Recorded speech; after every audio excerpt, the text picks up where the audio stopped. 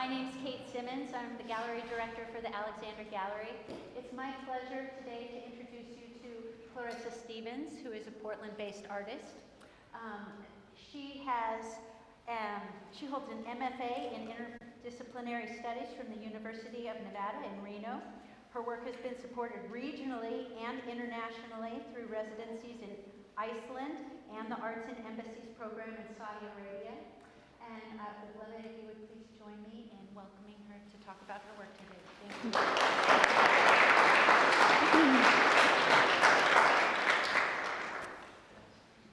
Oh, do I need the microphone?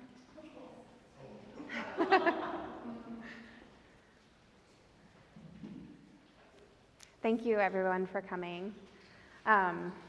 I first want to thank Kate. I don't think she knew what she was getting into when she invited me to show, but she helped me for days installing all the trees and getting everything just right, and I just want to thank you so much for all your help. And secondly, my neighbor Tiff, who helped me as well installing the trees in the gallery. And of course, my husband, who is here, art collaborator and my built-in critique at home. So with that, I will tell you about this work. So the human experience as it relates to one's relationship with the landscape is seemingly infinite. I believe that encounters with wonder are essential to the human experience. In my observation, these experiences are in the wilderness, and these encounters with wonder are in the wilderness. I feel like I often want to preserve moments in time when I experience a sense of wonder, and there becomes this feeling where I'm not really thinking about myself anymore, and it's more a transcending encounter. I feel like these encounters with wonder lead us to realizations in how we navigate our space and relationship to the landscape. So making artwork has become a placeholder for me for these encounters and memories that I have. While we're experiencing the landscape, it often, you shift between the exterior of like hiking, like physical experience, and for me, an interior mental, emotional experience as well. And these pieces all try to capture something that's kind of oscillates between that shift. So experiencing remote wilderness areas are very imperative to my process. I often will go backpacking, hiking, camping, and visit these very remote locations, and then come back from that initial experience in the wilderness and come back to my studio and research maps, research precipitation data, and kind of research about the area, and research, about plant life and the flora and fauna. Sorry. So this body of artwork, Desert Waterlines, responds specifically to time I've spent in the Great Basin. For those of you that don't know what the Great Basin is, the Great Basin includes most of Nevada, half of Utah, and sections of Idaho, Wyoming, Oregon, and California. The term Great Basin is kind of slightly misleading because it expands that huge area. It's actually made up of smaller basins. Often a lot of very closed water. They're closed water systems, so they don't go out to the ocean. Many of these areas are called sinks or drains, so like areas like the Great Salt Lake and Pyramid Lake and the Humboldt Sink are a few of the drains in the Great Basin. As mentioned before, I spent my MFA in Northern Nevada, which is in Reno.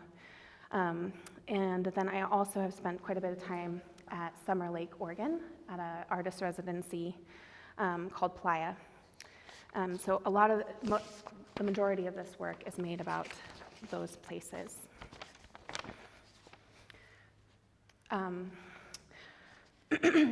So the Great Basin and my time spent living there really just kind of changed the way that I was making art, and I've just kind of been, I can't get off of it, I guess. But my research continues to be about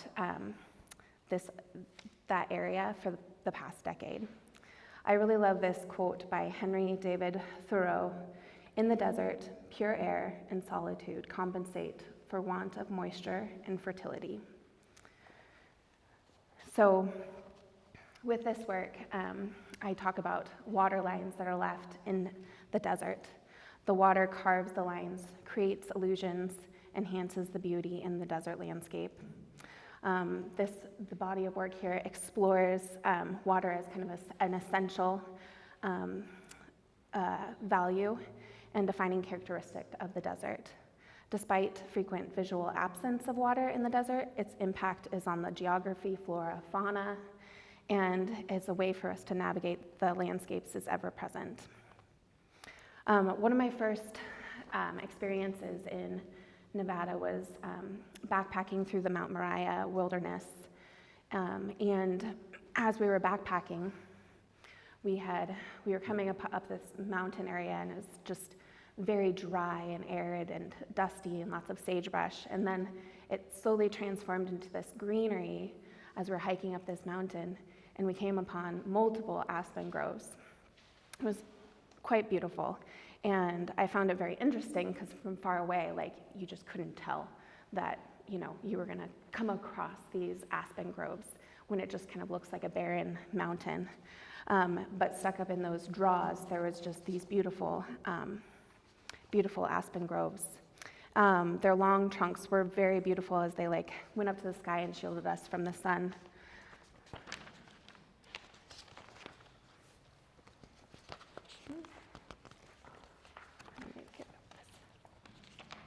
Sorry.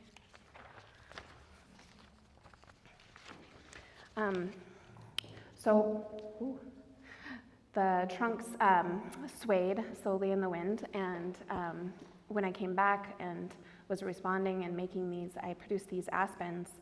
I wanted them to be kind of this memory left behind, which is why I chose an organza fabric and kind of this diaphanous, very translucent fabric, so that it's kind of there, but it's a little bit part in your memory.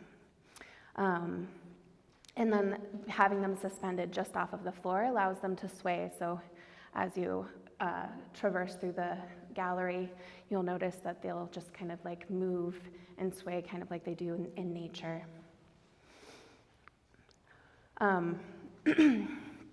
Also, I found it very interesting, aspens share a root system. And so that's another way that they create lines within the desert, is sharing this root system. Moving forward, I also use mapping and compasses, when you're backpacking. And so this piece here is the compass, and the compass is a grounding point for the gallery, and it's a starting point for exploration. It also conceptually relates to the piece and the drawings on the wall here, and the root systems as well. So the piece that's on the compass here, you'll see a drawing, and it's done. It's a map, and it's a map of Thomas Canyon, and then it starts to kind of create into a root system. I started to see the root systems looking very similar to each other, and this. The root systems of topography maps looking very similar and following the contours as root systems do as well.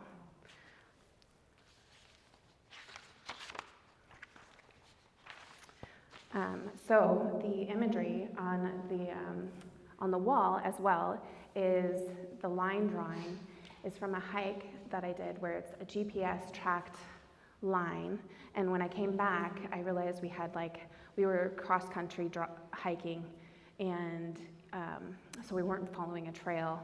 I realized that it showed that we had kind of gone along this creek, but also crisscrossing, And so when I took that imagery and isolated it, you couldn't tell which one was which. And so it was interesting that both myself and the water took a similar path to get up this mountain. Well, I mean, the water was going down the mountain, but I was going up the mountain. But you know, it was indistinguishable once you isolated the lines. Like, I couldn't tell you which one was the river and which one was me. I mean, here I ended up having a couple little springs come off that were a part of this particular one, so you can tell for that part. But the main line, you can't really tell which one is which. I found it really interesting also that root systems, you know, have to navigate around the contours of the earth. Similarly, like the water has to do that as well as it's going through, and so that's how those kind of connect and go through. The desert water, the roots of these plants are all desert plants, and I find it really interesting that like desert plants can survive such harsh changes in wind and temperature, and they also can survive, you know, just like all of these different like cold weather and drought seasons as well. So it's really, they have to adapt, but yet they're so delicate at the same time. There's quite a bit of history when it comes to mapping the Great Basin. So the Great Basin was the last region of the North America to be explored and mapped. It remained largely unexplored through the 19th century. Traveling back through the desert was really dangerous during the 19th century due to lack of water and knowledge of the land. So people would, you know, go across and then they couldn't find water, so they'd have to turn back to the last water that they were at. And not reach across it. So many areas were left blank, and many of these hand-drawn maps would actually even say, harsh conditions, don't enter, don't go this way. And so I found those maps very interesting. If you ever look them up, it's just there's this big white space basically of like all of Nevada and Utah and parts of California and Oregon. In the book Mapping and Imagination in the Great Basin by Richard Francavilla, he says, that stunning white space, a huge cartographic silence, as it were, must have kindled the imagination. The white space is worth exploring in more detail, as it is so evocative. One is tempted to speculate that the space is left white for a simple reason, that the land was literally unknown. The interpretation, however, fails to acknowledge something more profound about such blanks or silences, namely, that these cartographically open spaces are pregnant with meaning. And I found that a really beautiful way of talking about that space, because I've experienced a lot of silence in the desert, in these remote locations, and you do experience a lot of like emptiness, especially on large playas like the Black Rock Desert and areas in northern Nevada and all of Nevada, really. But sorry, I need a little sip of water.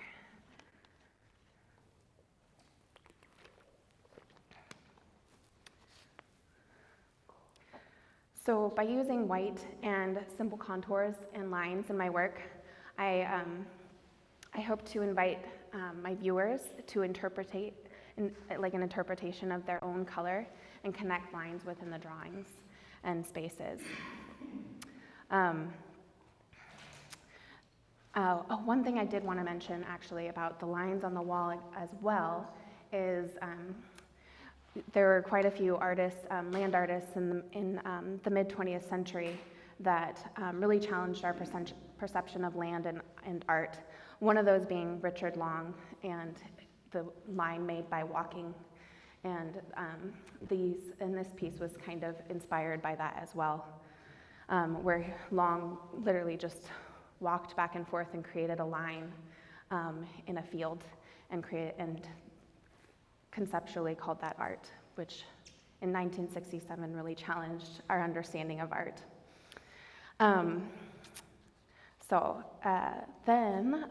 Let's see, okay, talked about those. Let's see, moving on to the floor piece, I think. Oh, no, the memory maps. And I wanted to mention also that I use Silver Point on these root drawings. Silver Point is actually a piece of silver, basically in a mechanical pencil. If you're not familiar with it, you have to prepare the surface with a special acrylic ground, kind of like a gesso. And that's how I'm able to get such fine detail out of it, is that it doesn't smudge like pencil. I've brought those materials, and after my talk, I'll have them available so that you can touch them, and I have a prepared piece of paper that you can experiment with the Silver Point. But it's also permanent, so it's like you can't erase it. So you make a line, and you can't get rid of it as well. And the silver is also kind of like that dual meaning, is mined a lot in the deserts as well, and a valuable resource, of course. This piece here is from a series of memory maps that I've made. So my research of maps and just understanding of maps and exploring places, I started to understand topography more and what the different lines mean. So every fifth line, it marks a 500 elevation gain. And then I started to make these maps from memory based on how I knew the space. And I'll refer back to the map a little bit, but mostly try to do it from memory. So,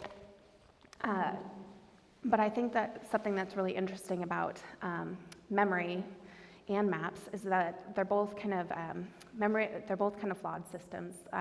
Memory is malleable, and maps are often flat representations of three-dimensional space. And so these pieces are kind of supposed to live in this memory space of kind of what could be there or what is there, and that it could just kind of erode away, and this is supposed to be, this is Lamoille Canyon, so this is a creek going through this area that carves away, and ever so often that is changing based on erosion as well. I wanted to use paper that was very thin, that provided kind of this wispiness, and kind of if you were to push on it or crumple it, it's just this kind of fragile,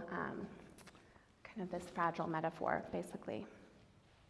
The process of making this, I also have brought the substrate. So it's basically a printmaking process where I used wire and bent it to create the topographical map, and taped it down to a flat piece of board, and I have that one of the boards here.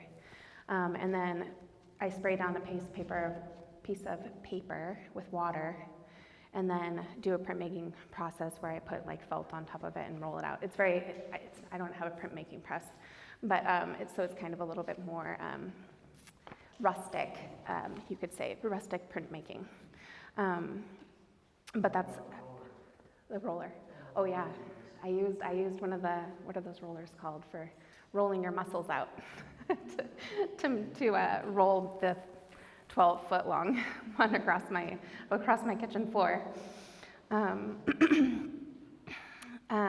Okay, so the process of let's see, water.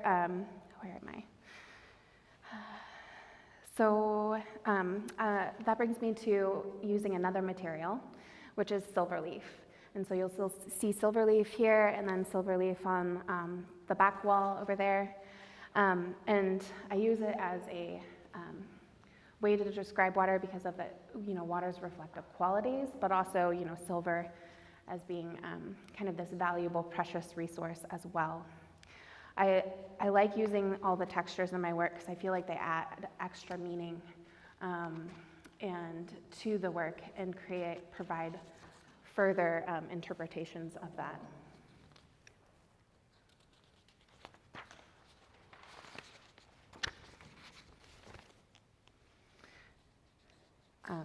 This is a quote by artist Rebecca Mendez.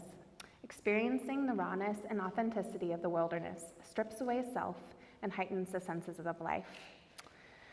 When I'm in the wilderness, everything seems to fade away and feel more vivid. It requires me to slow down and be present, and as I come upon things that attract my attention and cause me to slow down and pay attention to, and then ultimately respond to in my studio. I feel like these textures also help us to remind you about that specific space and act as a memory trigger. So this floor piece is made out of diatomaceous earth. I made it, so diatomaceous earth is made from fossilized remains of tiny aquatic organisms called diatoms. Their skeletons are made of natural substance called silica.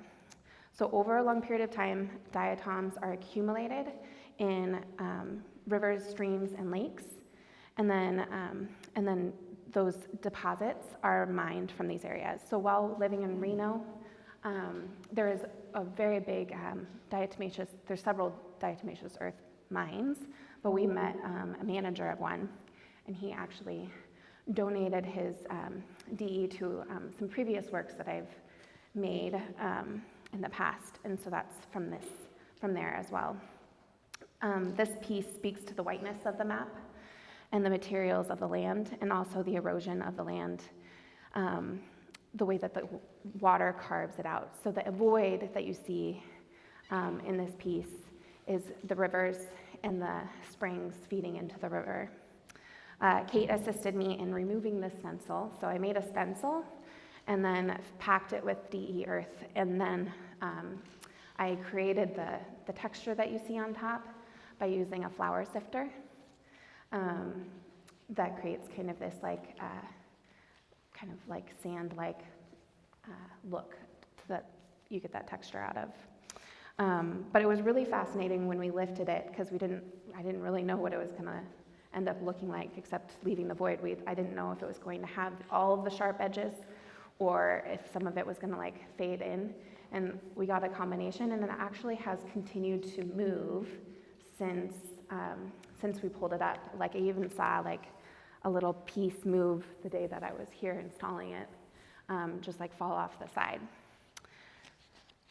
So that's been really quite fascinating to see, because it's similar to what nature does as well.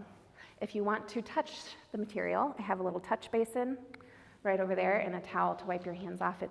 It's almost like you can't feel it when you touch it. It's kind of got a very powdery feel to it.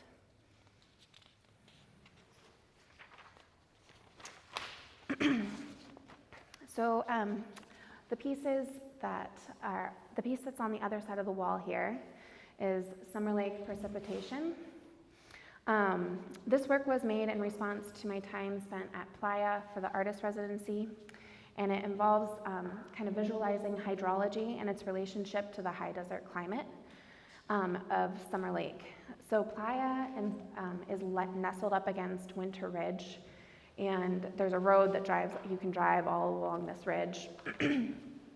and then there's this vast Playa Summer Lake. So the Playa is a temporary lake, so it dries up in the summer, and it'll be like that cracked desert look to it. But during the winter, it has a temporary, very, very, very shallow lake on it, and seasonal lake.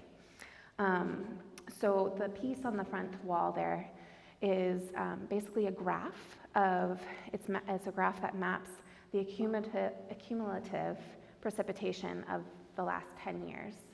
And so each line represents a year. So each of those string lines represent a year, and each dot represents a month. And then it just increases. And you can see in the middle of that piece that it flattens out, so that those are the summer. You can tell it's the summer months. And then it'll increase. It increases at the beginning because that's January, and it increases at the end because it's October, November, December, which tend to be rainier as well. And then finally, the pieces on the far back wall are also from time spent at Summer Lake.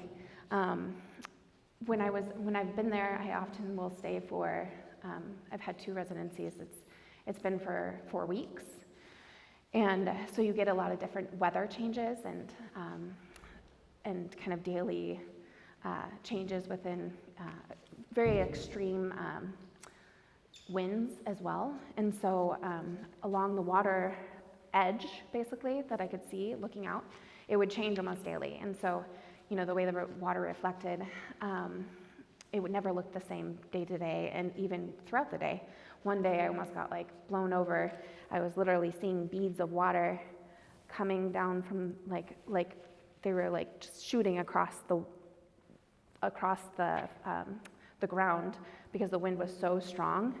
It was just moving. I was actively seeing the water just move next to my feet, which was really quite an experience. So I used Silverleaf in this to capture kind of those moments in time and the way that the desert had carved lines into that desert, into that soil as well. In closing, I use these minimal aesthetics and white in my artwork to try to have you trace connections between things. I use these minimal lines in my work to encourage viewers to fill in the blanks and draw their own connections. And through these notions of memory and perception, I hope to provide an entry point for contemplating your sense of wonder and relationship to the landscape. Thank you.